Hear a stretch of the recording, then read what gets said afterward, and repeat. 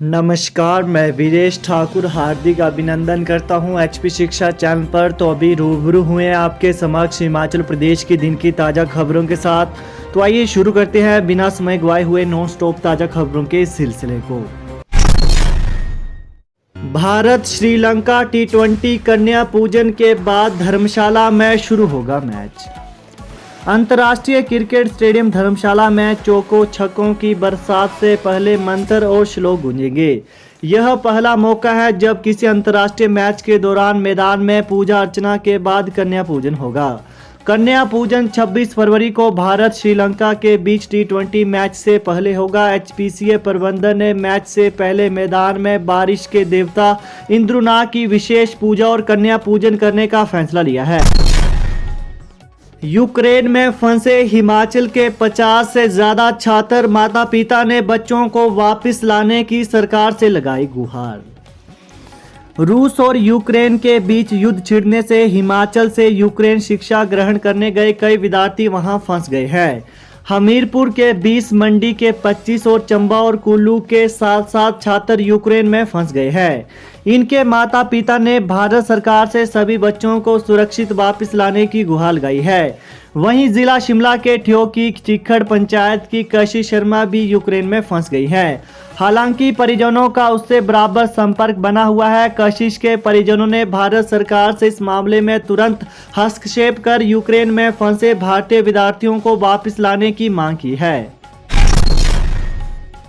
तेंदुए की खाल के साथ उत्तराखंड का तस्कर गिरफ्तार।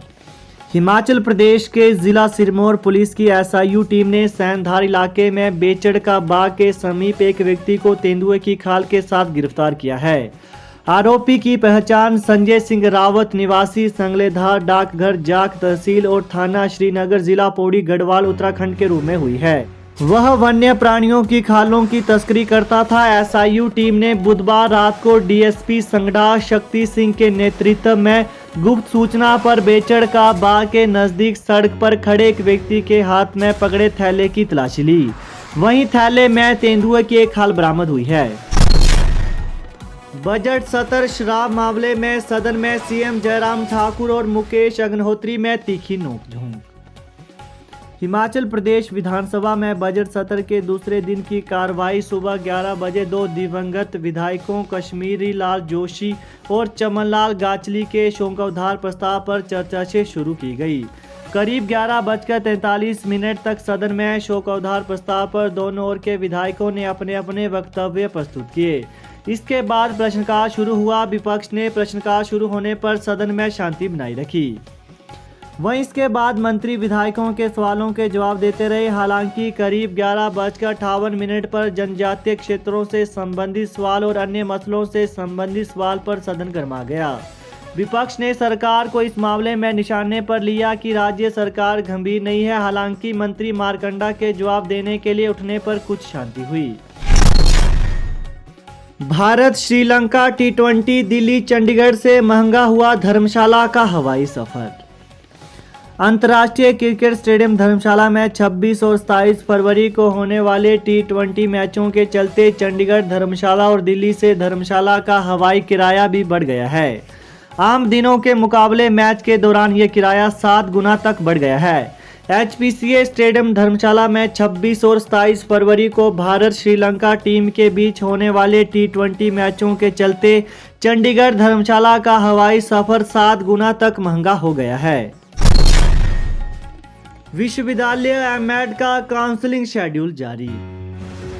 हिमाचल प्रदेश विश्वविद्यालय के शिक्षा विभाग ने एमएड कोर्स में शैक्षणिक सत्र 2021-23 के लिए काउंसलिंग का शेड्यूल जारी कर दिया है।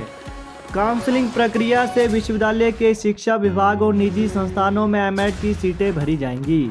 4 मार्च को एमएड की प्रवेश परीक्षा में 51 या इससे अधिक अंक लेने वाले सभी श्रेणी के विद्यार्थियों की काउंसलिंग होगी। कर्मचारियों को डराने का प्रयास न करें, मुख्यमंत्री कुलदीप सिंह राठौर। कांग्रेस अध्यक्ष कुलदीप सिंह राठौर ने मुख्यमंत्री जयराम ठाकुर को कर्मचारियों के साथ सौहार्द रखने की सलाह देते हुए कहा कि वो कर्मचारियों को डराने का प्रयास न करें। उन्होंने कहा कि लोकतंत्र में सभी को अपनी मांगें रखने और उन्हें मनवाने के लिए शांतिपूर्ण आंदोलन करने का संवैधानिक अधिकार है।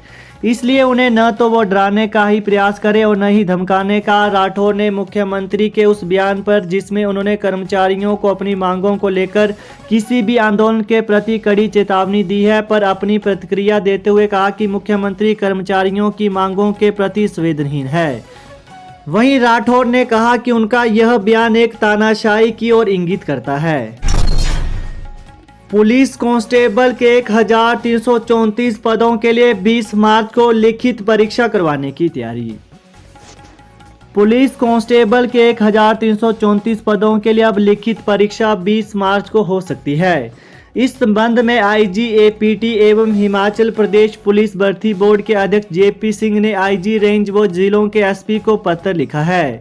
इसमें कहा है कि परीक्षा 20 मार्च को करवाई जा सकती है। इसके लिए उन्होंने रेंज जिलों से शारीरिक परीक्षा में उत्तीर्ण अभ्यर्थियों की सूची मांगी है।